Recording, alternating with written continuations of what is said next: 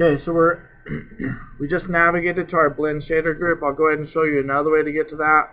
You go to Window, Rendering Editors, Hypershade. I'm going to just maximize this for now. And if you go to Shading Groups, it's right here.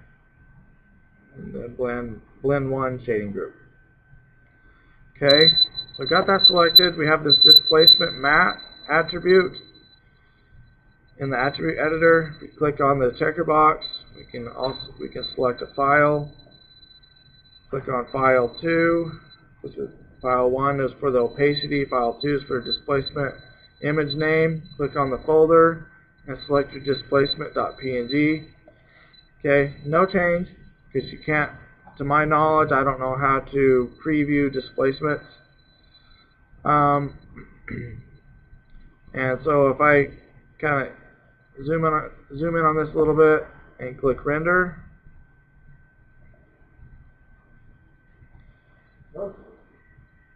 There it is. Okay. And the displacement actually is affecting the geometry, right? It's creating new geometry at render time. That's what our displacement does.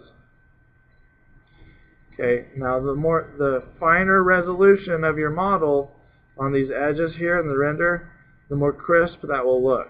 So the higher polygon count you start with, the more clear this displacement will look. And there's probably another way to control that, but I'm not that familiar with rendering.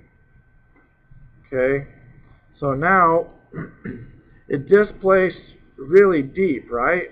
Probably too deep. That's a very thick rind, and you can't even tell that it's transparent in the center of the eye socket there, but it is. So let's go back to Photoshop and tweak this a little bit.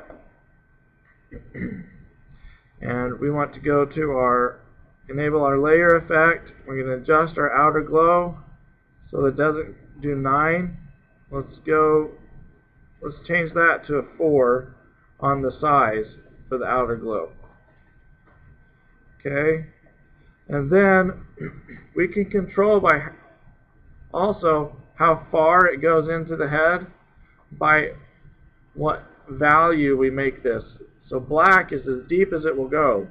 So if we turn this to gray, so I'm going to add a adjustment layer, solid, and I'm going to turn it gray, like about 50% gray. I'm going to set my layer interactions to lighten. So now instead of being black, it's kind of 50% gray. I'm going to save it.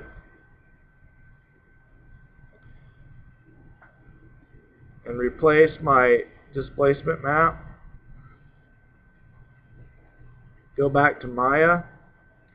And there's my displacement, my file 2. I'll just tell it to reload. And then click render again. And this time it's not as deep. Okay? And the edges aren't as smooth either because I got rid of some of my outer glow. Okay, you can still tell it's pretty sharp. Anyway. So let's get this. I see your hand. Give me a second though, okay? And then I'm going to subdivide this mesh one more time. Let's pick up my channel box, poly smooth face, and change this division to 3. And let's see what we get this time. See if it looks a little bit better. It's going to take a little longer to render. So it looks a little better on the edges. Okay. And I'm going to go ahead and show you this. I'll show you again some other time. But we can also attach a mental ray subdivide node. And it will render it. It will subdivide it at render time. So we can go to Window, Rendering Editors, Mental Ray, Approximation Editor. And with this mesh selected, click Create under the Subdivisions menu. Okay, that's all you got to do. Okay, so now, if we click Render, it should look even better, hopefully. Maybe a little bit better. But anyway, that's the gist of what we're going to do. So we'd use the same transparency matte On the interior of our skeletons, you have two separate meshes, one on the interior, one on the exterior, and then your transparency map will be on both. That way, when you see through the outer shell, you will still be able to see an inner shell. Okay? Anyway, that's my recommended method. So to animate this, all you have to do is select this, press Control A, and go to any of your file attributes. You can actually tell Maya that these are movie files. So,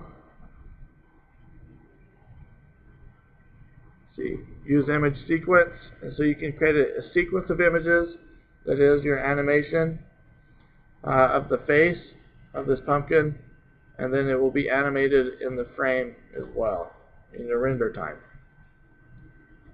Okay, so we'll get into that in greater detail when we're actually implementing it. Is this something that needs to be recorded? I want to know if it's possible to tell Maya to change how deep black is. Yes, it is possible through the displacement attributes. So instead of like changing it to gray, you can still see black. Say, well, I want black to be this deep instead of this deep. Yeah, and I'm just forgetting where that's at, to be honest. Okay. It might be this right here, this displacement set to 1. Might be able to change that. But that's something we'd have to look up.